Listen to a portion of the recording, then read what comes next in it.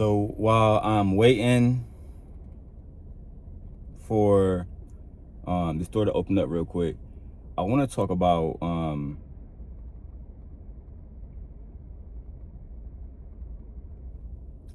Donald Trump.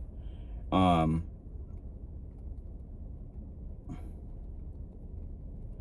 want to talk about Donald Trump, bro. So Donald Trump, chief of staff, I think her name is Susie something. Let me make sure I know what I'm talking about, right? Because apparently, bro, she done came out, said all kind of stuff about Trump, talking about Trump is a drunk, and Trump do this, and Trump do that, and Trump do this, and Trump do that, and Trump do this, and Trump do that. My thing is this, bro. If you knew that Trump was all of this bad this whole time, why you ain't say nothing? Why you ain't say nothing to nobody? You just running around. Now, I guess her name is Susie Wiles, right? Susie Wiles is her name. They saying she the chief of staff for Trump. Now you see, that's Trump right there with Shorty. I remember this. I remember when Shorty was brought in and people was like, who is Shorty? Now they saying that she betrayed Trump, right? In a Vanity Fair article, and Trump just responded, right? Trump just responded. Now, she did this whole, let me see if I can get this video real quick. To the recent conclusion. Susie Wiles is never far from President Donald Trump's side. His trusted, respected, and loyal chief of staff. Trump even recently joked about how close they are. So, Susie Trump, do you know Susie Trump? Sometimes referred to as Susie Wiles, Susie Trump. She's the great chief of staff. But now in this Vanity Fair article, Wiles is speaking out, offering candid remarks during 11 interviews over the course of a year.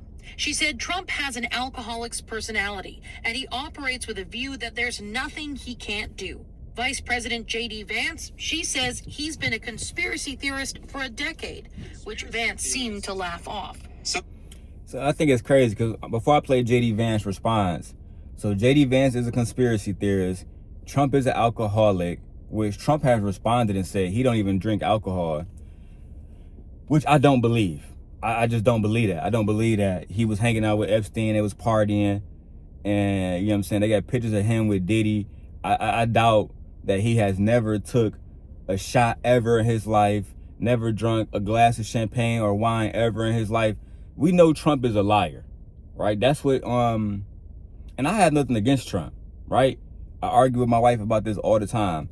If I see a fucking burning stove, I see a hot stove, the eye is burning red because the fire been on for 5 hours, and somebody tell me, if you touch that, you're not gonna get burnt. It's not hot, it's all good.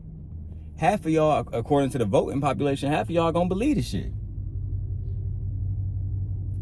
White boy just pulled up in the chally. White boy just pulled up in the chally. That's my guy. But yeah, bro, I think this whole thing about Trump and the whole thing about Trump being an alcoholic, that's fucked up. You feel me? And the whole thing about J.D. Vance being some type of person that only believes in conspiracy theories.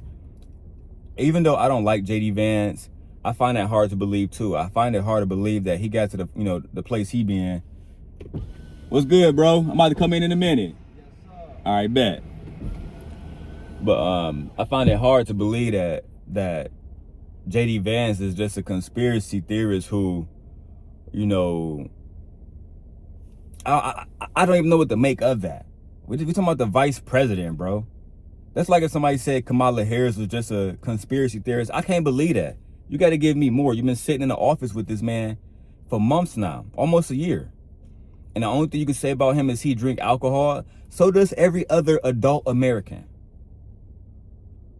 What do you got to say about the Epstein files? Now let's hear J.D. Vance response. She says he's been a conspiracy theorist for a decade, which Vance seemed to laugh off. Sometimes I am a conspiracy theorist, but I only believe in the conspiracy theories that are true.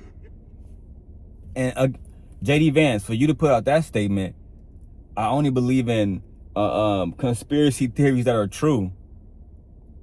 That's like me saying I believe in Bigfoot and it's true. Like, how can you prove a conspiracy theory to be right?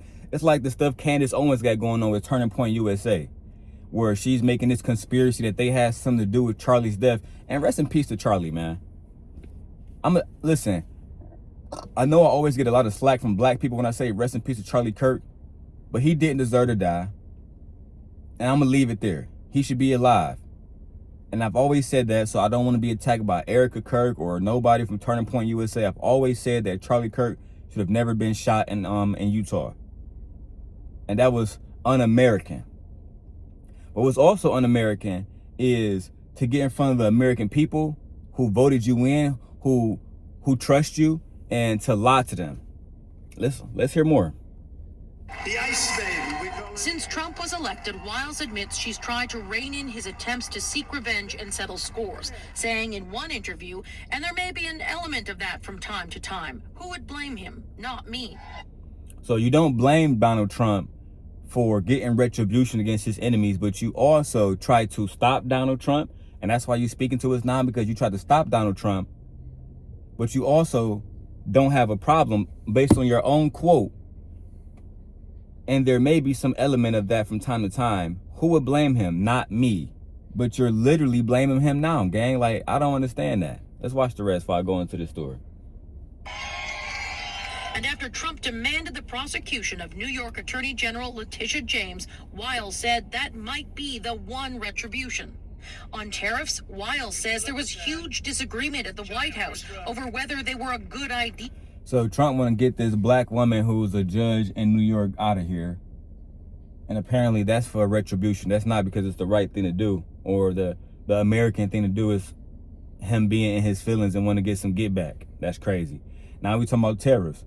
According to Angry Man, Mr. Fantastic, and everybody else who, you know what I'm saying, who be on Trump nuts these days, at the end of the day, they make it seem like the tariffs are doing a good thing when really the American household is looking at $1,000 to almost $2,000 in expenses added to their household because of the tariffs. Let's go. And Trump pushed ahead even when his team was not on board. On those U.S. military boat strikes, the ones Trump says are about targeting drug smugglers, Wiles says it's actually about regime change in Venezuela, saying Trump wants to keep on blowing up boats until Maduro cries uncle. And people way smarter than me on that say that he will.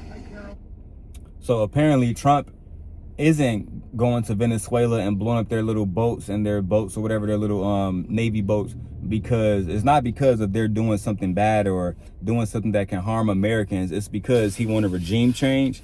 Now, y'all got to let me know in the comments about that, because I'm not even going to ask Gemini, why would the American president want a regime change in Venezuela?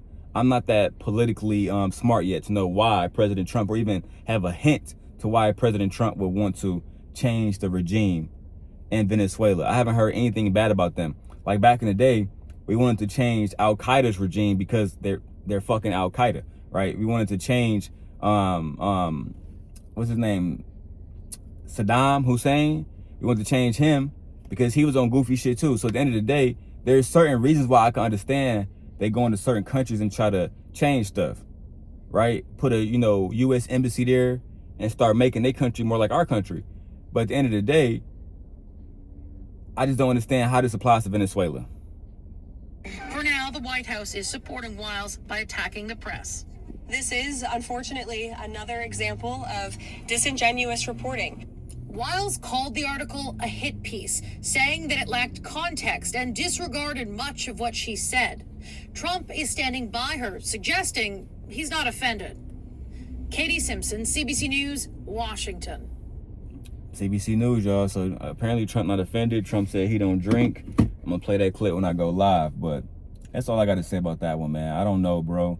I think a lot of y'all are chasing after Trump and y'all don't got shit, and that's why we are where we are today, man. With that being said, sent God out of here. I gotta go and take care of some business. I see my man's got the Charlie right here. Woo! I got the Hyundai, bro got the Charlie. I gotta grab me one Charlie immediately. With that being said, I'm out of here, y'all. Peace, man.